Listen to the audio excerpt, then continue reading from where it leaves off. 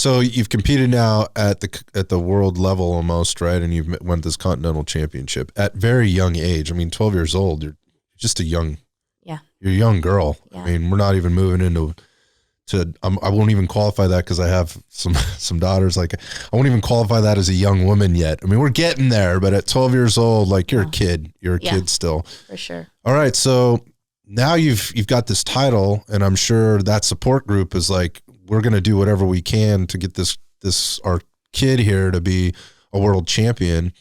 How does this escalate? Where does it go from here? You know what?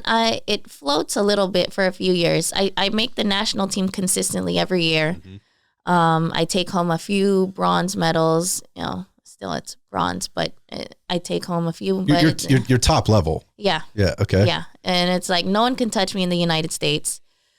I take bronze, you know, outside of the country, and at the world stage, I like there was like a missing piece that I wasn't getting, but. What was it, 17? When I turned 17, I'm like, man, like, I need to really, like, there's got to be something I could do. So I pick up CrossFit.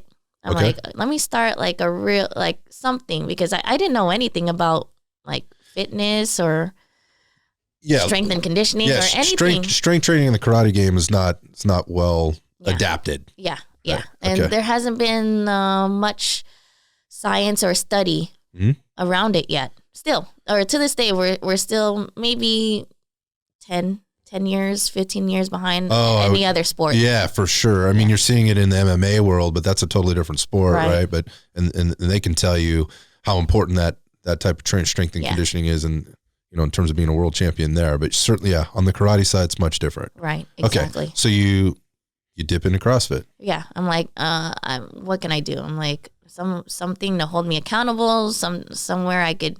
And the easiest thing I know how to do is go to a class, and that's what I did. And at the time, Coach Vince, he was the best, like literally the best, like strength and conditioning coach. Taught me everything that I know about lifting. Mm-hmm. Like before that, I didn't know anything. And if he told me to run through a brick wall at that time, I would have done it. This is the best kind of coaches. Yeah, exactly. Yeah. Especially for somebody like you. Yeah, and I'm sure he'll see this. Shut up. All right. And it really just took me to another level. I said, this is my last year as a junior, or not really, but I will turn 18 years old. And instead of fighting for the junior national team, I'm transitioning into the senior national team, where I'm fighting like pretty much my heroes, the guys that I looked up to, 18 to 34 years old. If you're 18 and you're fighting a 30-year-old, that's a huge gap. Right. Huge. And so it's interesting what you're saying there is it's the choice. What is the thing? You know, what is the thing that I can be doing to move from bronze to gold or go from bronze to world champion? It's not, I need to spend more hours in the dojo and further develop my skills, right? And while skills acquisition or skills mastery is probably the point you're at after that many years of doing what you were doing, what you're looking for is more baseline fundamentals and an advantage physically from a strength, power, right? Maybe quickness, agility type of perspective, which would also, in my mind, start, if done properly and applied properly, if you got a really great coach like Vince, it's probably helping you with your resiliency as well, your recovery and your ability to withstand the practices and the things that you're going through. So you get into this stuff, and now because you're recognizing, well, now I'm fighting professional level fighters. Yeah. Right. These are people this is what they do. This is their life, and it's been their life. Right. And they're 17 years my senior. Yeah. Okay. So you show up and? I show up. I make, what did I do? I make the junior national team again. Mm-hmm. And then I also, did I? It's like all blurry. Yeah. But I make it to the finals my first time as a senior. Okay.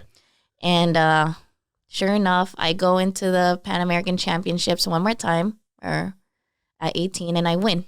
You won. Yeah, I won. So between 12 and 18, there was that gap where I just took bronze. Mm-hmm. Some couple years I didn't take anything, and I fill that gap. I make the difference by just applying a